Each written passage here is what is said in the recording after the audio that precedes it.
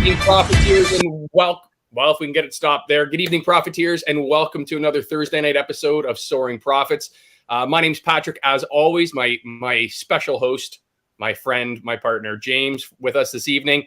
And tonight we have a guest, a lovely guest, hailing from all the way overseas, abroad, over Rome, as they say. Lance, an expat from Britain, has traveled the world, has been all through Europe, all over Canada, the United States, and now finds himself in Godric, Ontario, working with the infamous Tanya, where she was with Red Roof Recovery. She was one of our guests previously on the show. And Lance, thank you very much for joining us tonight. I'm sure we're going to have a few topics to touch base on. But firstly, what do you do with Red Roof? What are you guys doing lately? And what brought you to Red Roof? All the way from Godridge, Ontario, yeah. So as you know, Tanya was had her own addiction problems for many years, and she managed to find a way of mediating her addiction, slowly getting over it, and she wanted to help out. So she had the idea of setting up a recovery program, but like most people, she had a large idea.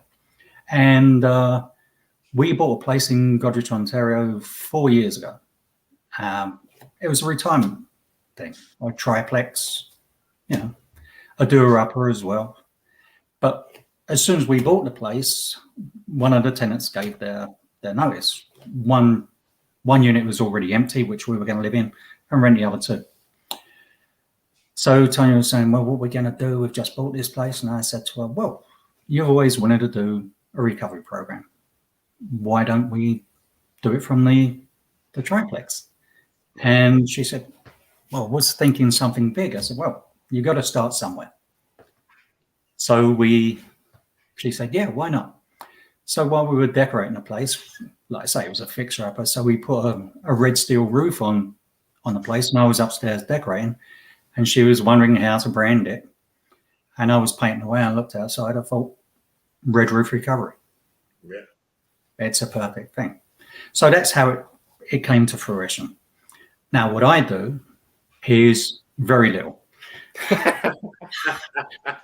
Tanya is the one that does all the main stuff. I facilitate what she does. So I'm the guy, if they need laundry done, I'm the chef. I do all the cooking and anything that while a client is here, I facilitate. So they can just concentrate on what they need to do to help their recovery.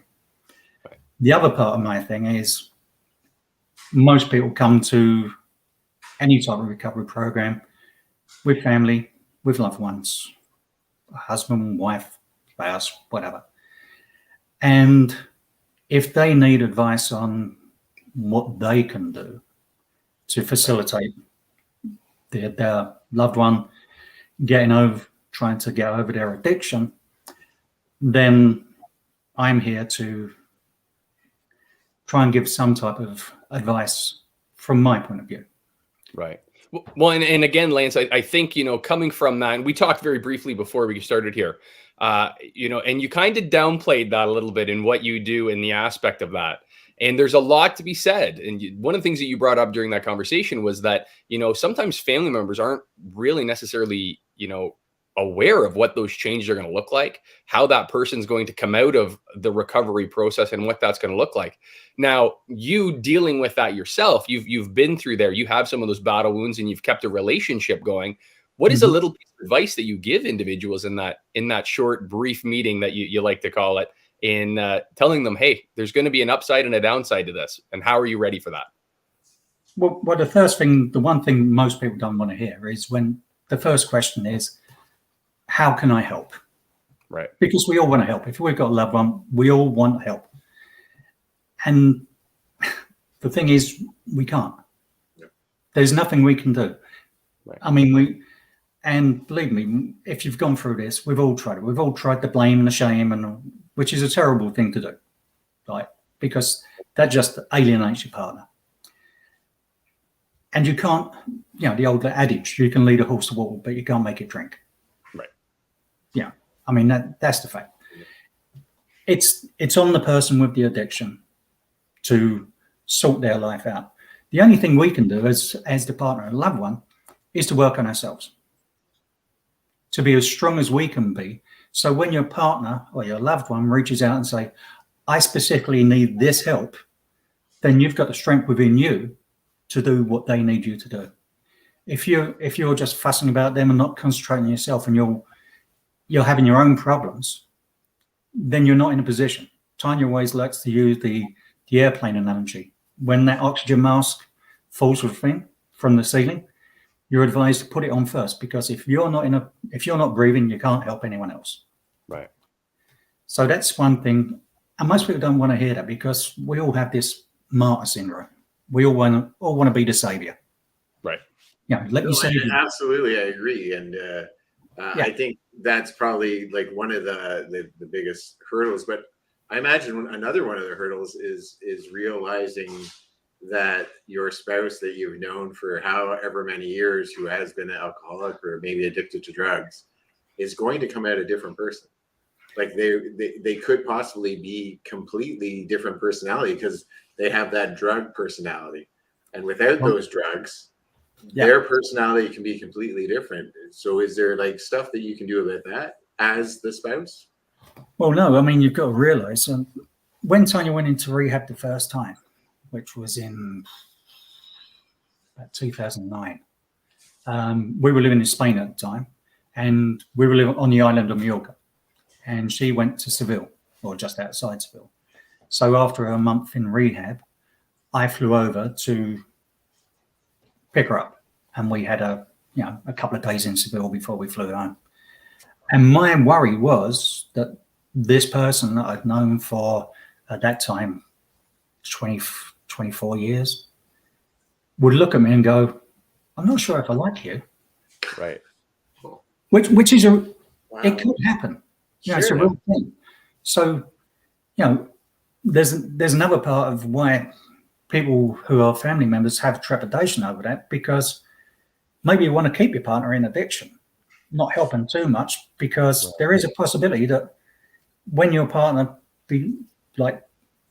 is coming out of their addiction, is walking their path to sobriety, you may find that you don't have anything.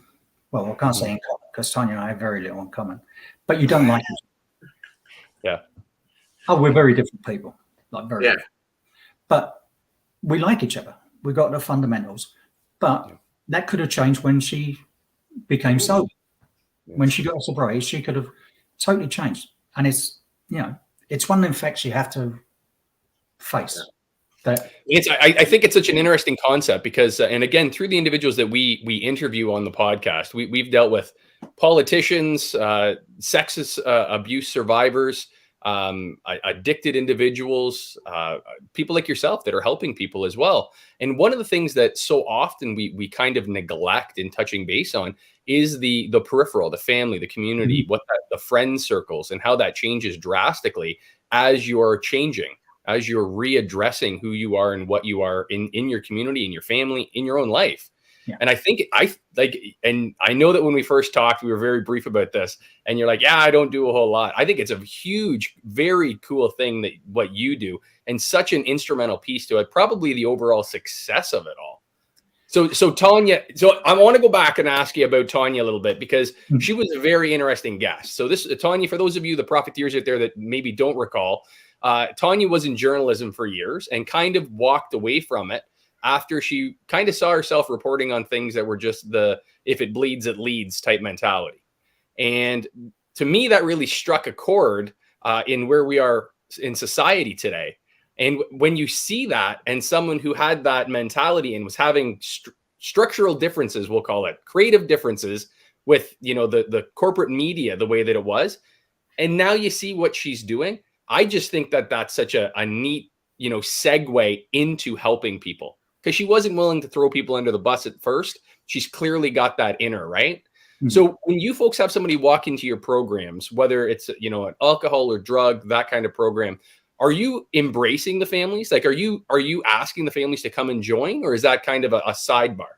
No, that's a sidebar. Okay. The whole focus here is on the person with the addiction.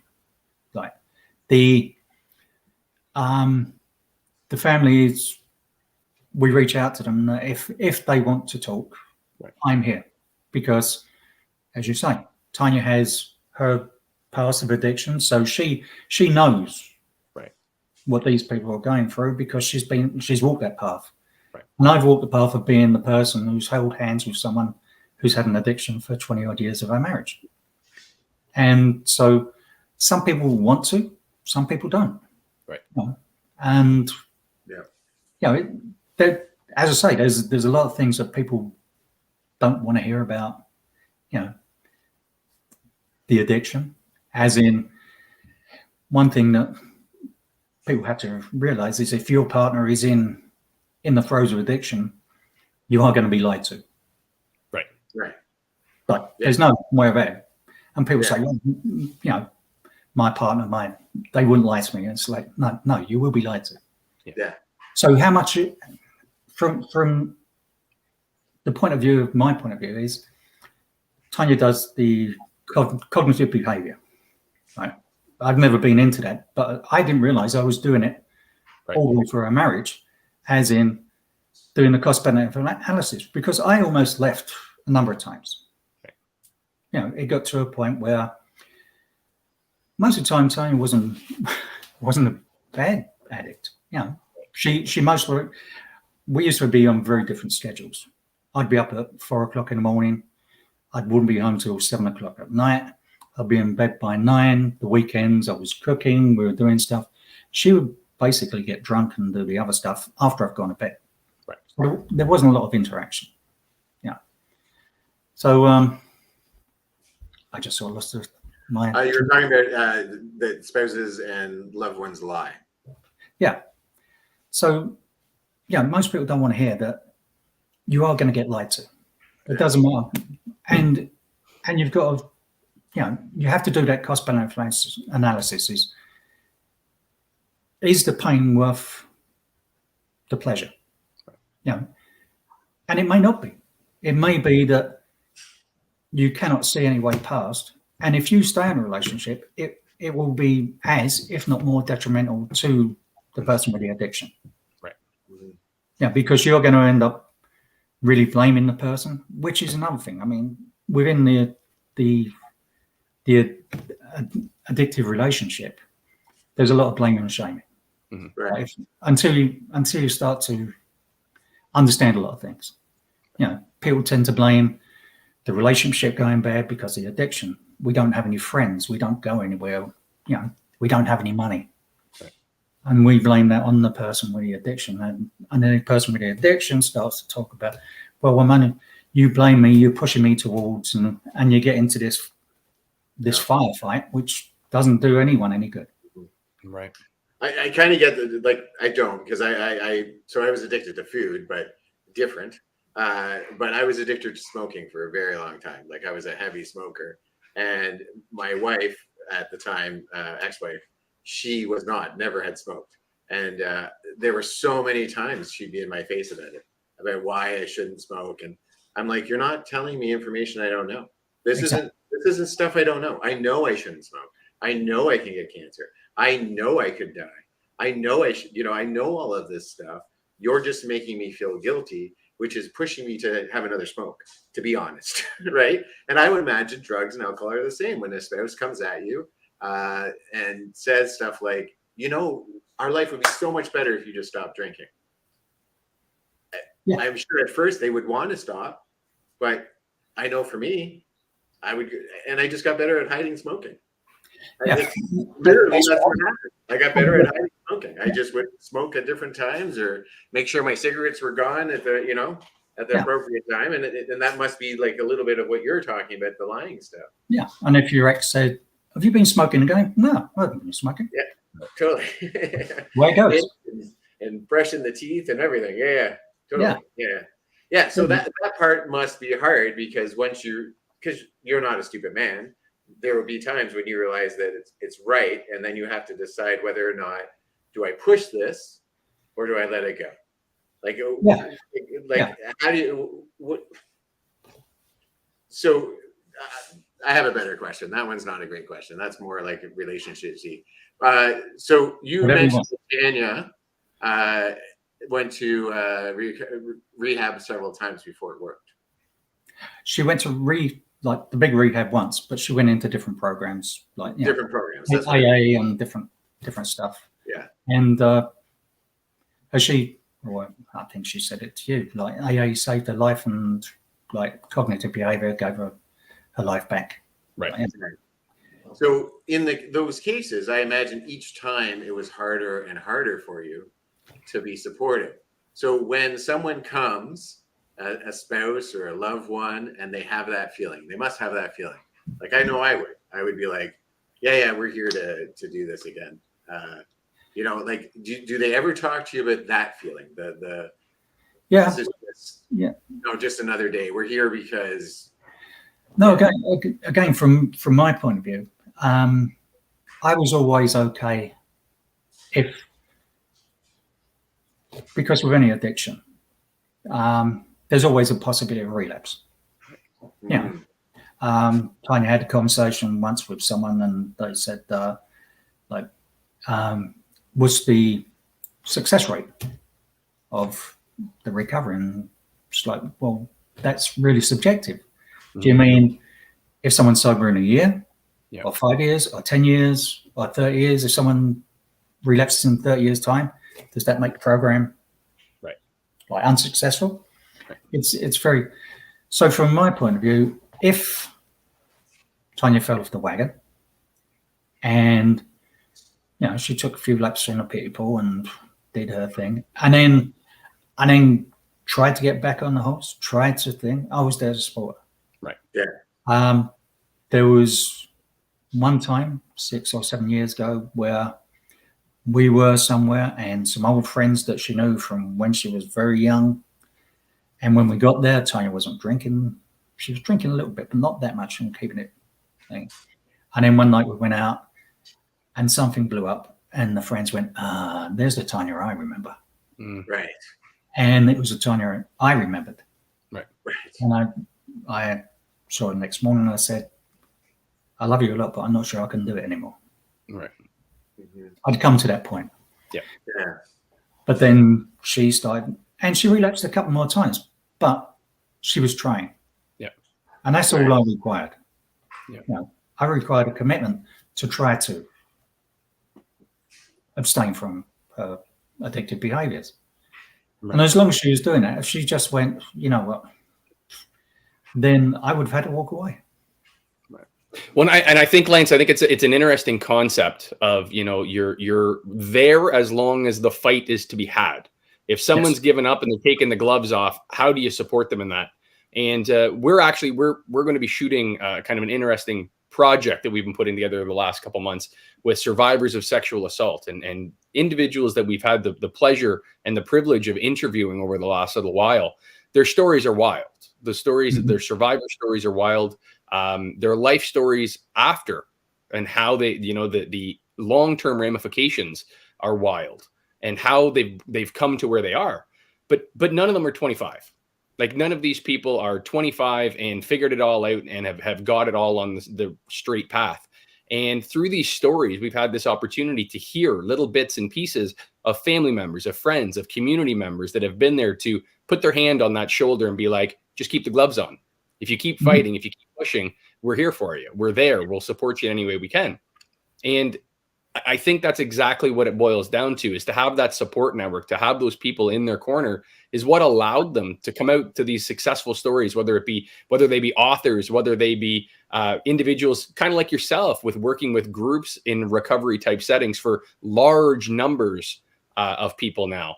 And I think it's very neat to have that. And that personal story that you bring from that can't do anything but help individuals that you're dealing with at Red Roof Recovery, while Tanya's in the other room chatting with the individual themselves and focusing on those families and saying, hey, this is going to change, but let's do this together. And there's a lot of hope there. I think it's fantastic stuff you guys do. I remember listening to Tanya when she was talking, and she's very insightful. the way that she talks about it, you can tell that she's just passionate about it. Mhm. And just that love and the thriving of wanting to help people. I think it's a beautiful thing in what you folks are doing. I think it's fantastic.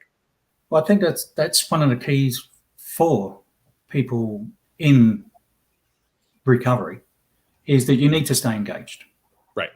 Whether it's, and I'm not talking about doing something that Tanya's doing, immersing yourself in it, but with AA, you've got to turn up for the meetings. With Smart, that Tanya used to do, to turn up for the meetings, you need to invest some time in yourself, because one of the things that we do when we're in addiction, and I've questioned myself. I mean, I used to drink a heck of a lot. Like, I'm a Brit, pub culture. I worked out once when I was in my early teens. I used to drink 120 pints of beer a week. Wow. And I used to drink a lot of beer. That's a lot of beer. And, yeah. And when you're in the throes of your addiction, you cut yourself off from community. Right.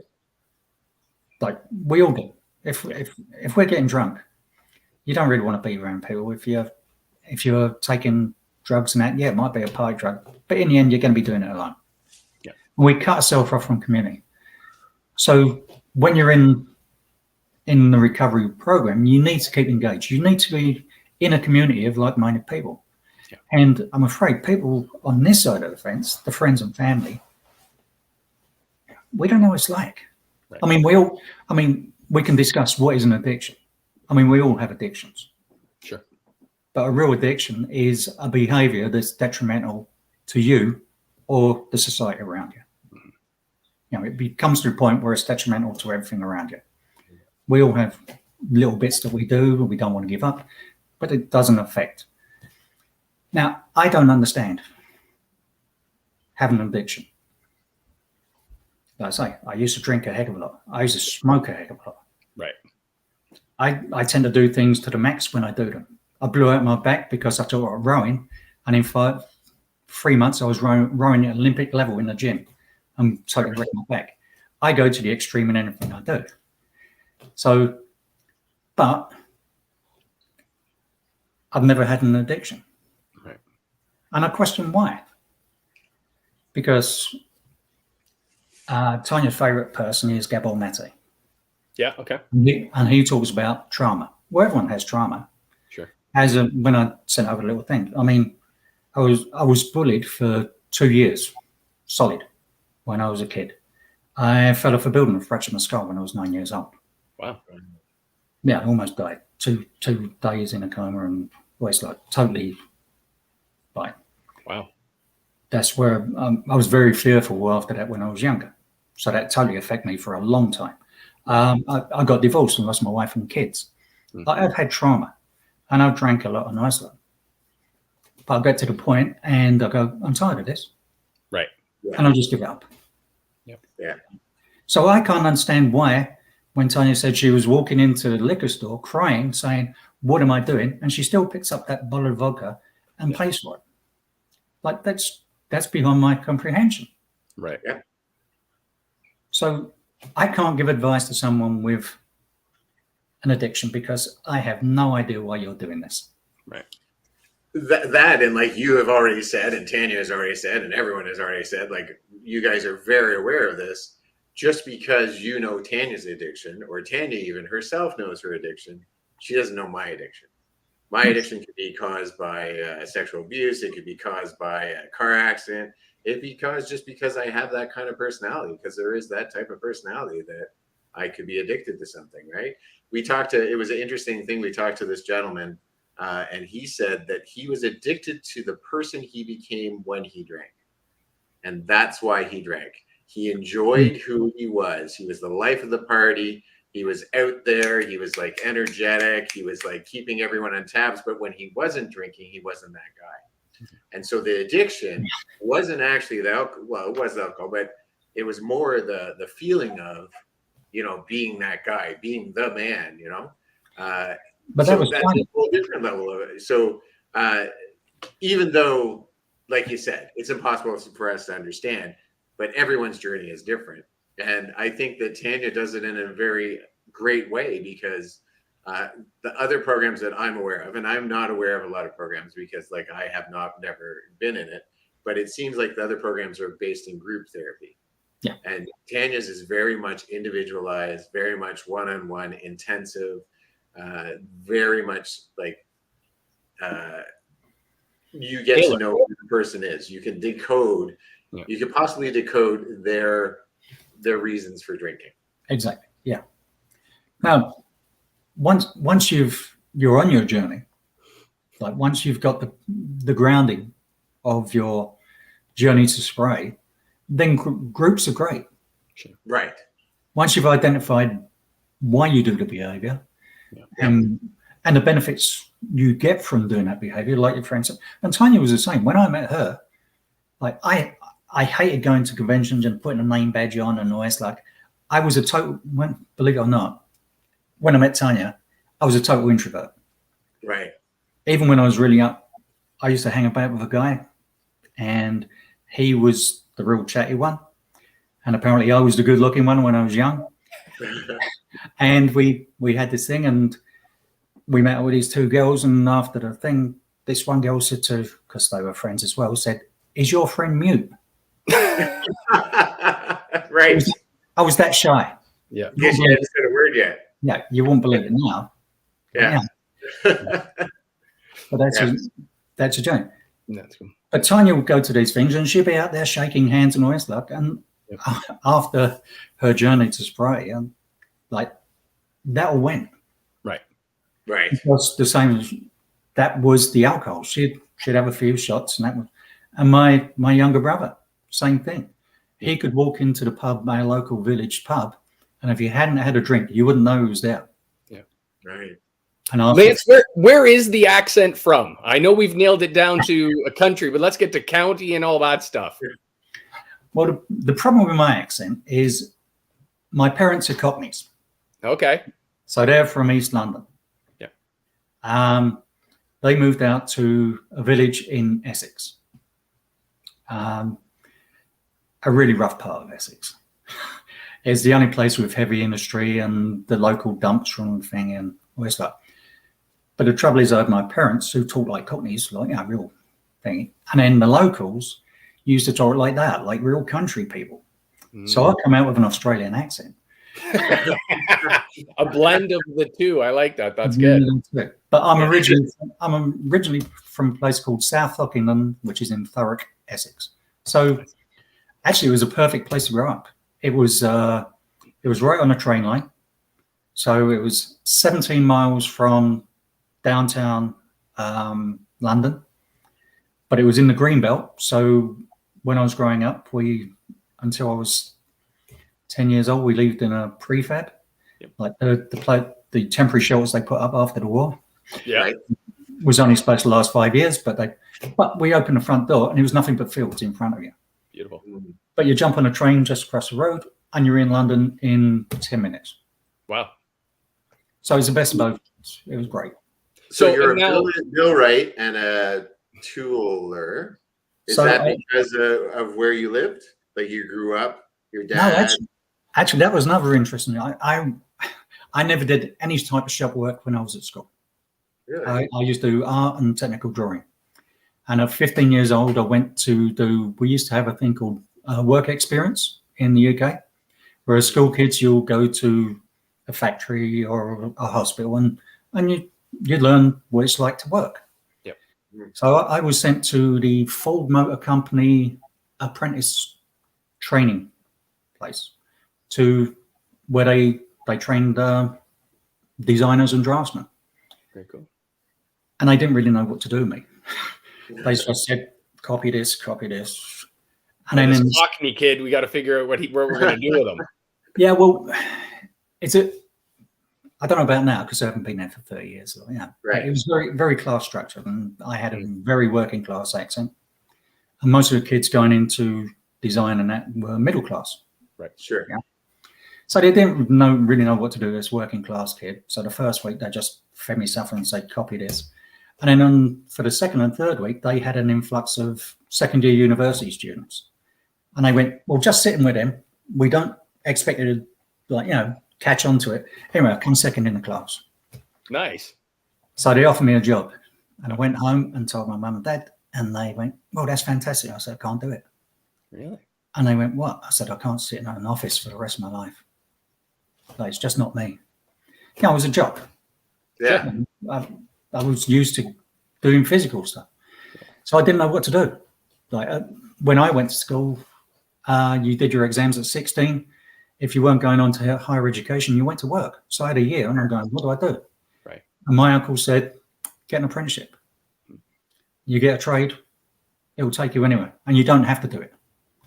Right. So I got an apprenticeship with the CGB, which is a hydro in the UK. And at that time, you had to finish your apprenticeship by the time you're 21. So you had to make a decision when you left school. Yep. And then, so at 21, I became what I called a maintenance mechanic. Okay. By that time, I was married with a kid. Right. And your life takes a journey of its own then, Yeah. And I mean, that was one of the things that really killed me. Like, talk about trauma, is it wasn't so much losing my ex-wife. Actually, As never it is. Yeah. but I had 3 kids, Right. and my kids, they didn't understand. When I met Tanya, we tried to live there and came back, and they didn't understand why I couldn't watch someone else bring my kids up. Right. No. Right. Like, and it was devastating. It traumatized me for years. Right.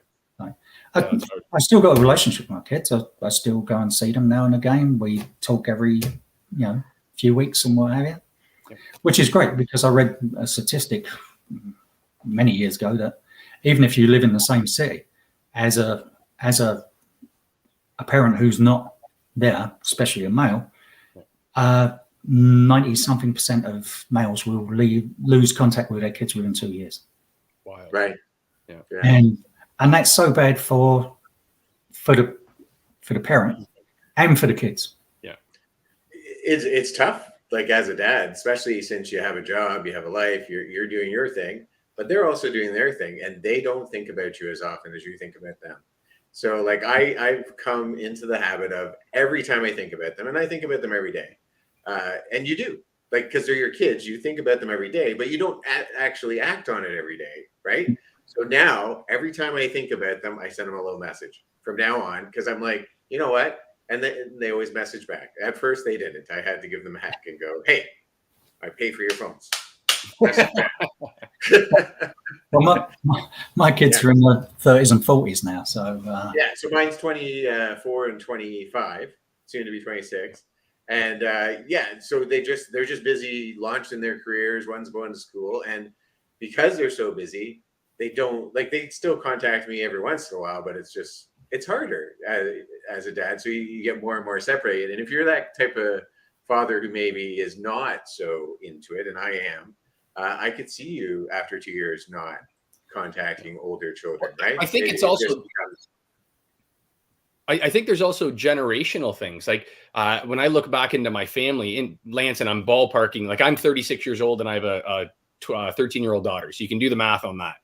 And generationally, if I look back in my family, like my dad's generation, my mother's side of the family was divorced and split, and mom had the kids.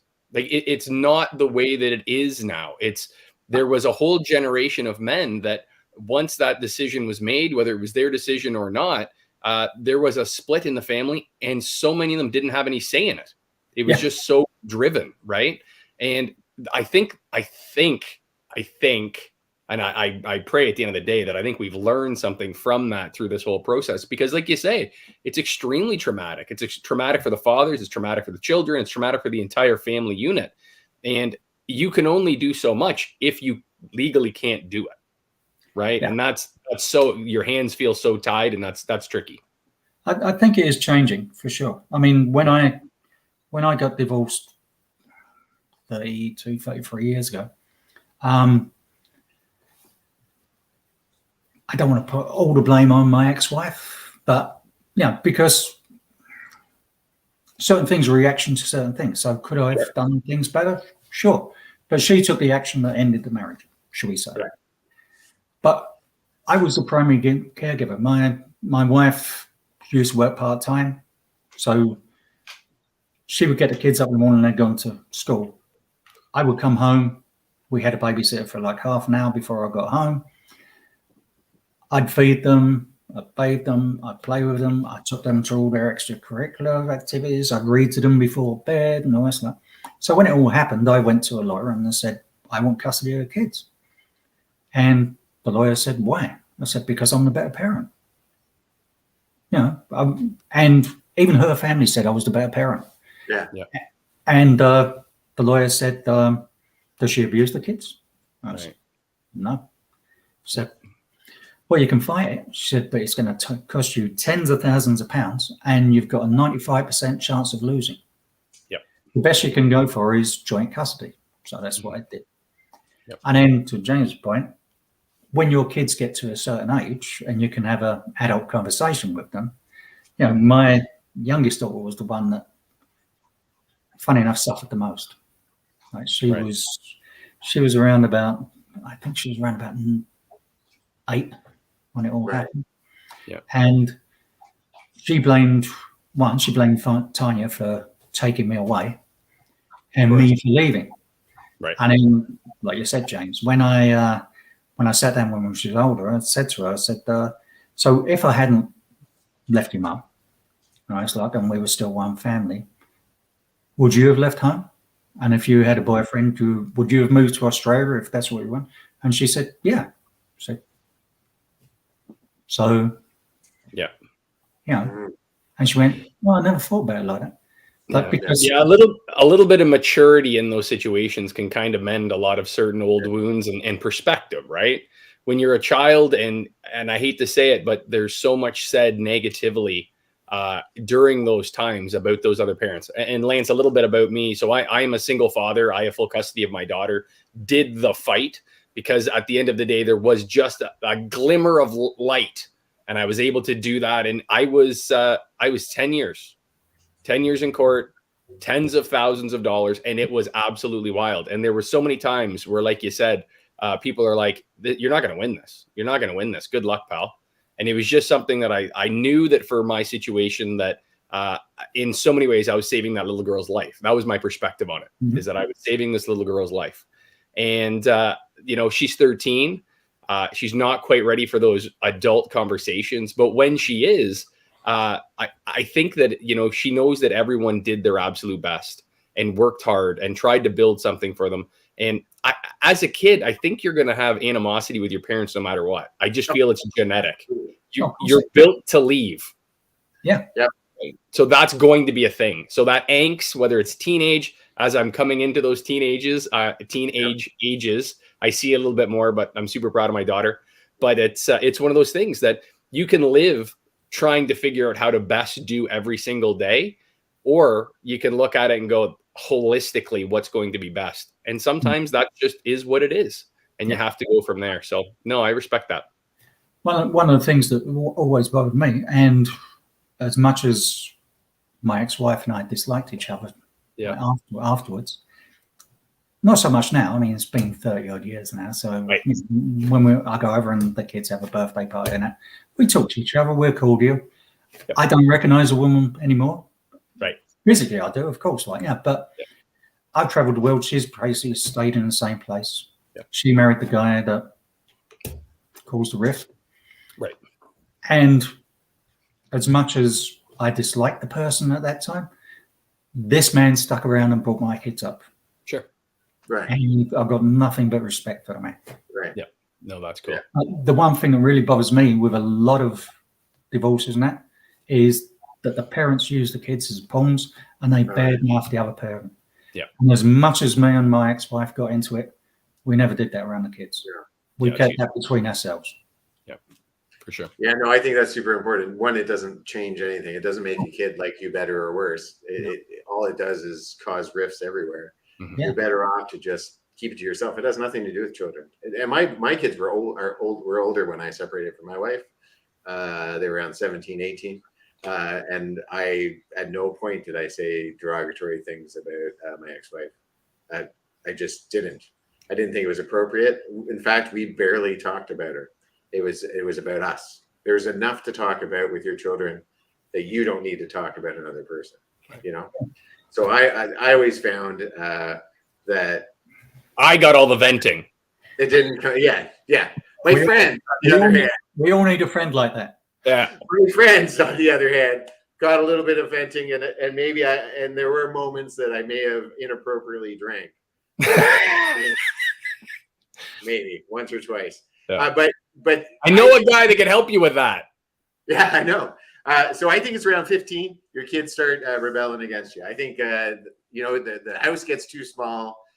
They start like, your rules don't matter. You're stupid, that kind of thing. And that's when they start pushing you and start telling you you're stupid. And then for me, it's around that 1920. They all come back.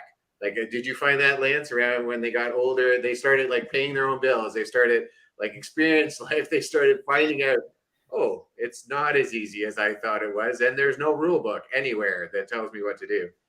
Well, my oldest daughter, she rebelled against her stepfather, so right. she left very early and moved in with her friend. So started paying her bills at 15 or 16. Oh wow! And realized that life at home wasn't that bad. Yeah.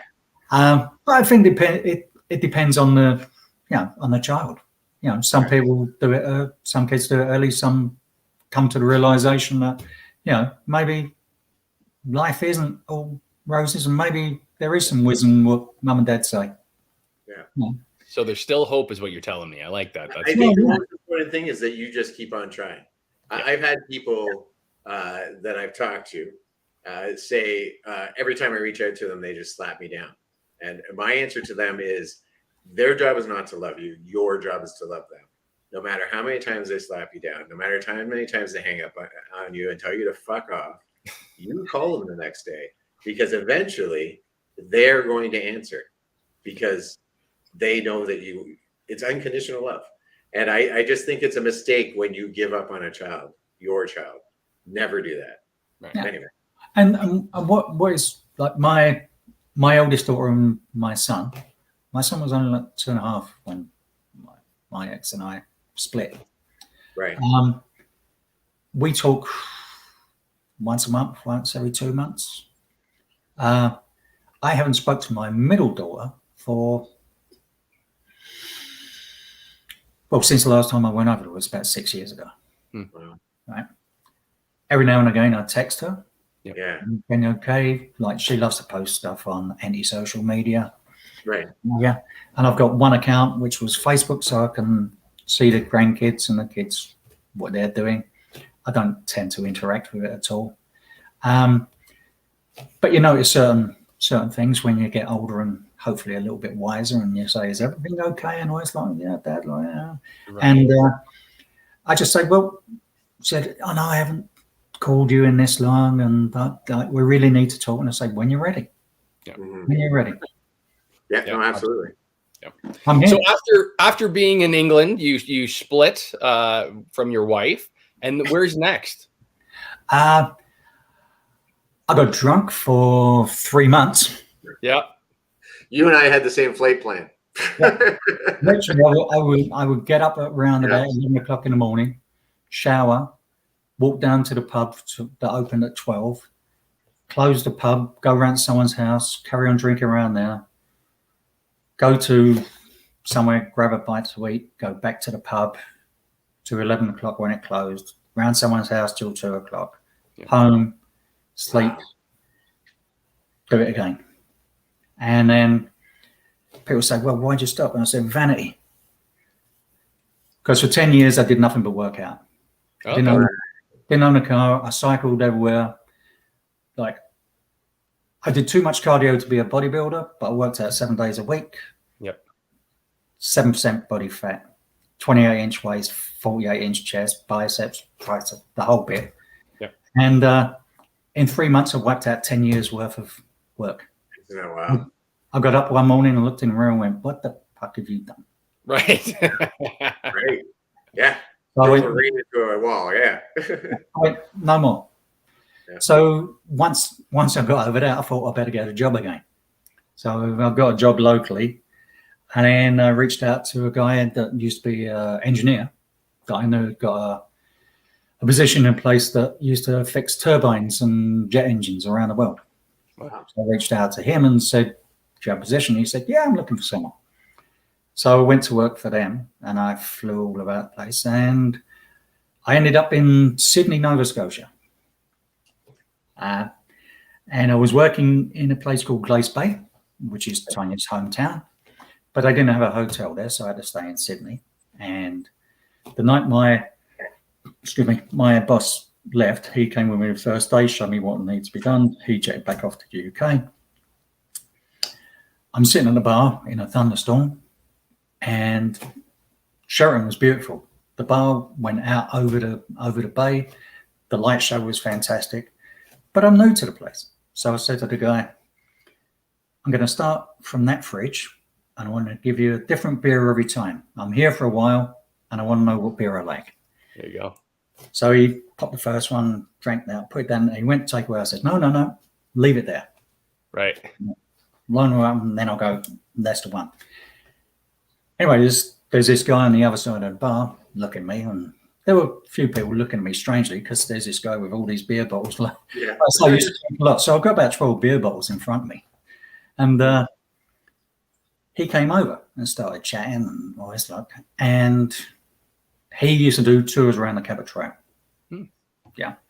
And by this time, I'm 2 sheets to the wind and all this like. And he said, "I'm going out with a buddy like tomorrow. Do you want to come?" "Yeah, sure." So I get back from work and he calls, and I had an inkling that he might be gay. Right. Yeah. And people, when they found out afterwards, said, didn't it insult you?" I said, "No, gay guy picked me up." You know, it's quite flattering, actually. There you go. Yeah. Yeah. But he realised I wasn't gay. Right. Oh, okay. So he'd called Tanya up, who'd just flown back into town, and said, "You got to meet this guy." That's cool. She didn't want to, but she did come out. We met each other. I didn't know she liked me. She didn't know I liked her. Bit of miscommunication that happens. And then she says 7, I say 8. 8 days later, she turned around and said, "Do you want to marry me?" And that's the story of Red Roof Recovery. And that's how they were created. Funny thing, I didn't even say yes. I just went. I was shocked. Yeah. I was shocked. And then, so she proposed. 3 days later, I left to work in Germany. She flew over to about a month or so later to meet my family, meet the kids, meet my parents. Yep. She came back. I flew to do a job in Connecticut. I flew up on the Thursday night. We got married on the Saturday. I flew out on the Monday. And then I got my itinerary for the next 9 months, which was finish up in Connecticut, go back to Germany, then to the west of Ireland, then to Phoenix, then to Israel. Right. And I thought, I'm going to be away for 9 months, and I've just got married. None of it was staying with her. So I quit the job. Wow. And then I flew into Canada. There you go. And then couldn't find a job here. Yeah. 1991 in Nova Scotia. Yeah. That would have been pretty bleak. Yeah. It was. Yeah, I walked into every engineering company in Halifax. Yeah. Right. And I got past the secretary once. Wow. And the guy said to me, he said, "I wanted to meet you." I said, "Great." He said, "This is one of the best resumes I've seen in years." I said, "Great, so a job?" And he went, "No, I just wanted to meet you." He said, "Like, if on the off chance I did have a job, it wouldn't go to a Brit." Really? Yep. Wow. He said, "There are so many local guys who've got families and they're out of work and that. I'm going to give it to them first." And I went, "Fair enough." Yep. Yeah. Like, yeah. And I realized I wasn't going to get a job there, so I had to go somewhere else. Yep. So I'd run out of money. I went back to the UK. Tanya followed me. I told her not to once I arrived there, but she said no. She realized she didn't like it there. Then we went to Florida, stayed there for a while. Then it was between Vancouver and Toronto. I had a cousin in Toronto, so we came here in '93. Wow. Now, was Tanya doing broadcasting during all this time? While she was traveling around with you, or no? When I met her, she was doing part-time broadcasting, but she had her own companies. When we met, she was actually selling her company to go to Vancouver. Okay. Oh. Like she was in the throes of. She had a traffic control company. So when you go out and you see the hydro guys and you get the guy with a stop go, it was regulated and put out to tender in Nova Scotia. And Tanya she had basically Cape Breton territory was her. Okay. And I found the mindset of a lot of people there interesting. Well, that was very politically correct, Lance. That was very politically correct. Well, I couldn't understand because coming from the UK, I applied to come to Canada when I was still married to my ex-wife. At 21, when I finished my apprenticeship, and I came over and saw my cousin. I got offered a job. I bought my house from the government in the UK, and the market was high. And I came over. I would have had next to no mortgage with a big thing, and I got back, and my ex-wife said, "No, I don't want to go." Right. So I'd always wanted to come here because, although, as I said to you in my short bio, my ideology is communism. I'm with W.E. Wilson, who says communism is a fantastic idea. It's just the wrong species. Right. As an ideology, it's perfect, but with everyone has to be altruistic, and it's never going to happen. That's it. I have those conversations with my daughter because she's young and wiser than me, apparently. And I say that communism is a great idea. It really is. It's a wonderful idea. And I think, you know what, if Patrick, Lance, and I and our families went to a farm somewhere, we could have a great communist society. But I think once you get any bigger than that, there are leaders. There, like I said to her, like I said, okay, I want you to think about this. There's me, there's Pat. Both of us are good talkers. What are the chances we won't be running the place in no time? Because everything needs a leader. Everything. Even from planting the crops, you need a leader for that. Yeah. So eventually there will be leaders, and that's where I think communism falls down. And like in any good communist state, I just kill you. That's right, because we would be competing. I get it. Yeah. But I think eventually you just have me work under you somehow. Yeah. Well, that's the problem, isn't it? Because you're always going to get the guy who thinks he's got the better ideas. Right. You have to follow that idea. Right. And that's not going to work. So in the UK, I could have an okay life, but I saw in Canada, especially, I could actually make a really good life. Yeah. Back in the 80s when I first applied, Canada was the best place to come. Right. You know, you could work hard and earn a fair lot of money, especially as a trades guy. Yeah. Not so much now, but that's a different kettle of fish. So, I wanted to come to Canada, and to work. And one of the things that you get in the UK is, especially being an apprentice, because you don't want to use your apprenticeship, because if you lose it, you can't become a tradesman, or you couldn't become a tradesman. Sure. Because you'd have to find someone else, and no one's going to want you if you've been let go especially by one of the big five.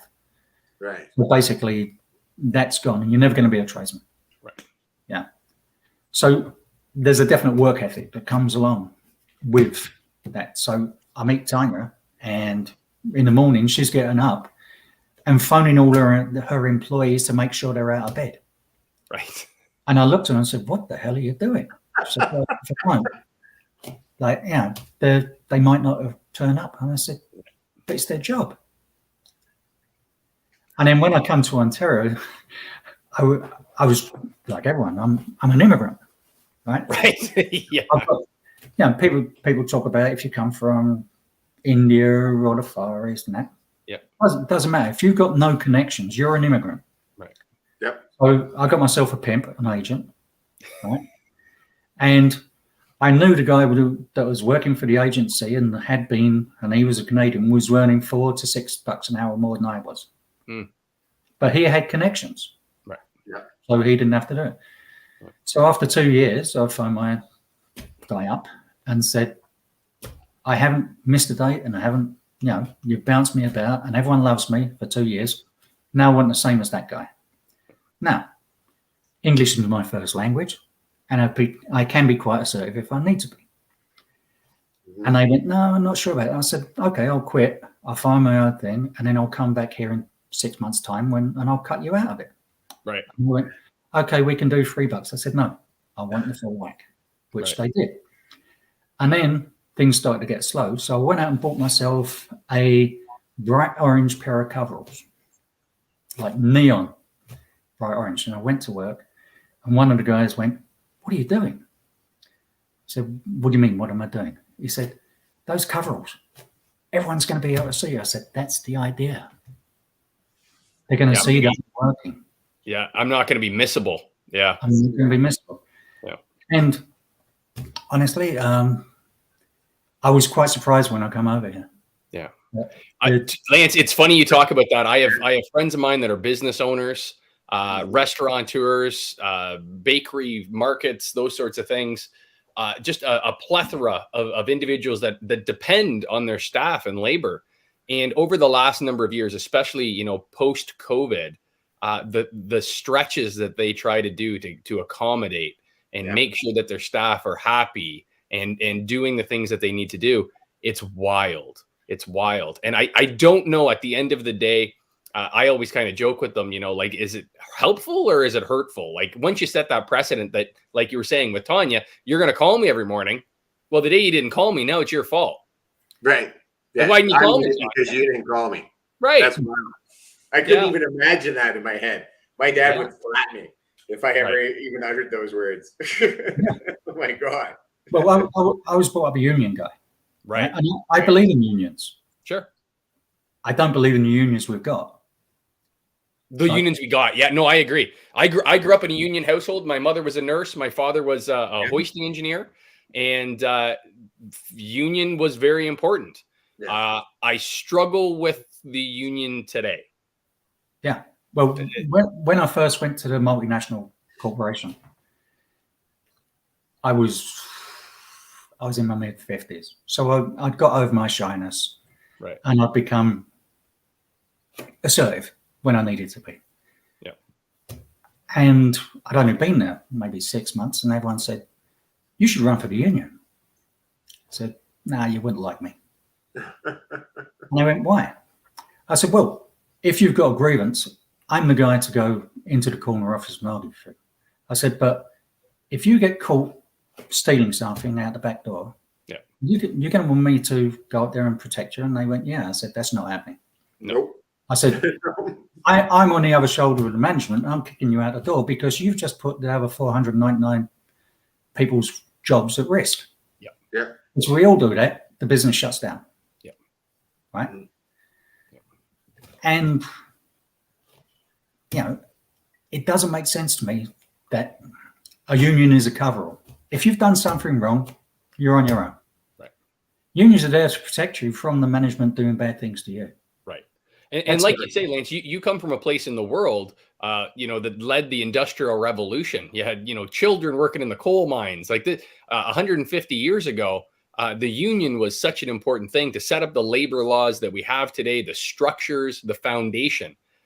When I look at, family members, friends, community people that I know that have, been in that 30+ year union, it's changed so drastically from that protection that you required to make sure that you didn't lose an arm or a leg at work to where you've got some of those big automotive manufacturers where, hey, we're going to cover your legal bills. We're going to cover this. We're going to cover that.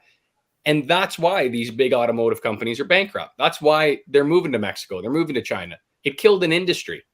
We robbed and pillaged from the top for so long that it ended up being so problematic that why would we stay? Why do we want that? I mean, my point of view, there's a couple of things from there, is that the union, the only time I've ever been on strike, and I worked for the Hydro back in the UK. Yep. And when they went on strike, I was very young, so I didn't have to because I was still an apprentice. Sure. But the only time was when I was working in Toronto, right? And I'm standing outside on the thing, and all the union guys down, because the head union guys can come down there. And he walks across the road like, here's this big thing.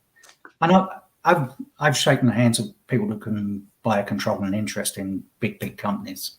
You know, I've sat across tables from them. So, and this guy looked like a secondhand car salesman. And he's strutting around, and I looked at him, and he sort of walked away from me. He didn't like to look at me, which is fair enough. But then I'm listening to them, and I'm on strike because they had negotiated something on the last collective agreement, and now they wanted to change it. So we're on strike to change something that they implemented. And I went to my head union guy and said, "What are you doing? It was you who put this in place." Yeah. And now I'm losing money because of this. Like, this is ridiculous. Yeah. And obviously I didn't like that. You know, someone facing up to them. And on the flip side of it, when the last ex-boss came to the factory we were in, my manager, I went up to his office one day, got called to his office, and he's sitting there going, "Oh my God, and I said, "What's the matter?" Anyway, something had happened, and the big boss had ripped him another arsehole, right? And it wasn't his fault. You know, it was a predecessor that didn't do something in a contract company. Yep. And the people at the top hadn't put in certain protocols to make sure that this was maintained and worked. So I went up to the corner office and knocked on the door and said, "Can I have 5 minutes?" And sat down with the manager and said, "You can't be ripping enough of our arsehole when it's your fault." And he looks at me and says, "What do you mean?" I said, "You haven't implemented the protocols to cover his ass. Yeah. So it's your fault. You're on this floor." Yeah. And they look at me like, "Who are you?" "Who are you? You're just fit." But for me, it's always about what's right. And what I see in the unions now, it's not about what's right. No. It's about covering everyone's ass. And my personal experience, Lance, is it's more right now about keeping power with the Canadian government. Anytime my union goes up against the government now, because I work in a government job, it's more about them being allowed to keep their power, being allowed to assemble, being allowed to, and once they get that, then they fold like a house of cards and they convince everyone that, you know, the deal that you were fighting for, you know, that's not a good deal, but the deal that they said that they would give you already, that's a great deal. Go do that. And until they need you again, and then they brush you off. It's an interesting time we're in, because it's not so much about the collective anymore.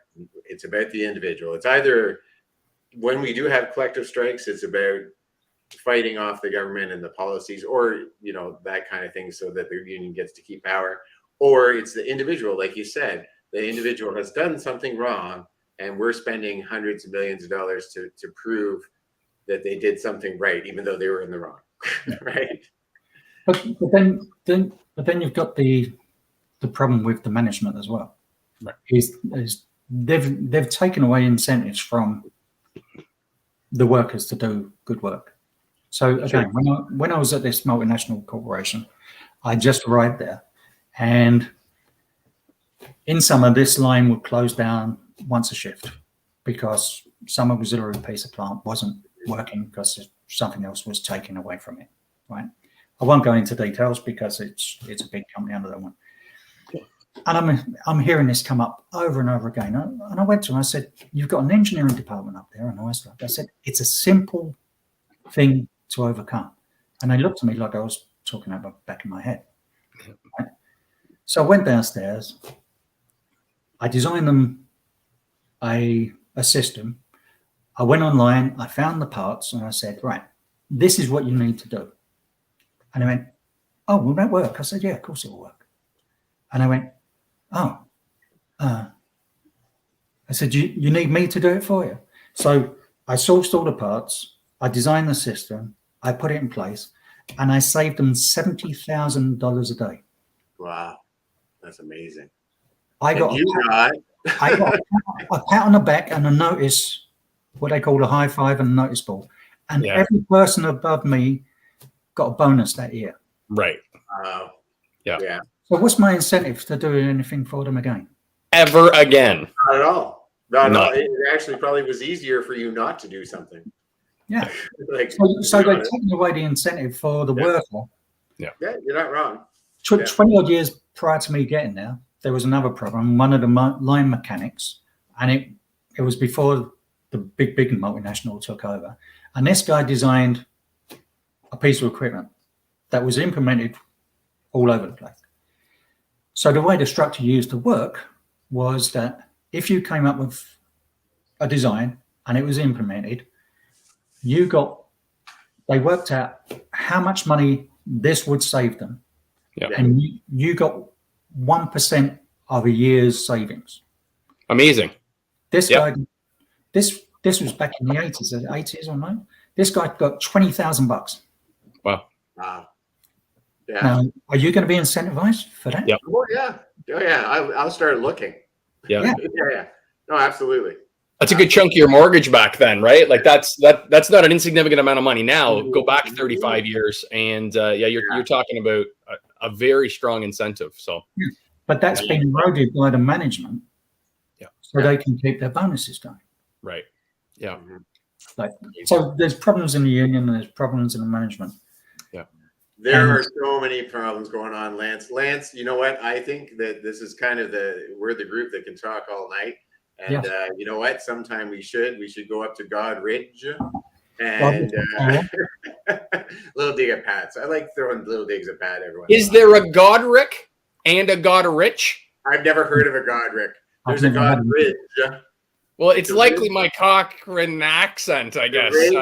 Cockney accent that is coming through a little bit thicker there than I expected. So might have been your Irish. You know you're Irish, Lance? Yeah, it's a nice one. Anyway, man, like your wife, you're a delight. You have a wealth of information from what it's like to be someone who is around someone recovering from an addiction, but also like just your lifestyle, like living all over the place, working on these wonderful projects and jobs and unions. I could talk about unions for quite a while. Pat and I have had these discussions. Sure have. Especially of late. But yeah, so I really appreciate you coming on, Lance. It's wonderful. We're going to do a little thing now that we always do at the end. I'm sure you watch Tanya's right to the end, so you know. So at the end, I'll say something, and then I have a little saying that I say at the end. It's like my motto. I sign off with it all the time, whether I do a video or I do the interview. Pat's going to say his little thing, and then he's going to sign off with his little motto. And then it's you. You can say whatever you want, talk about what you want, say a saying, a motto, a poem, whatever. I think the one guy said a limerick.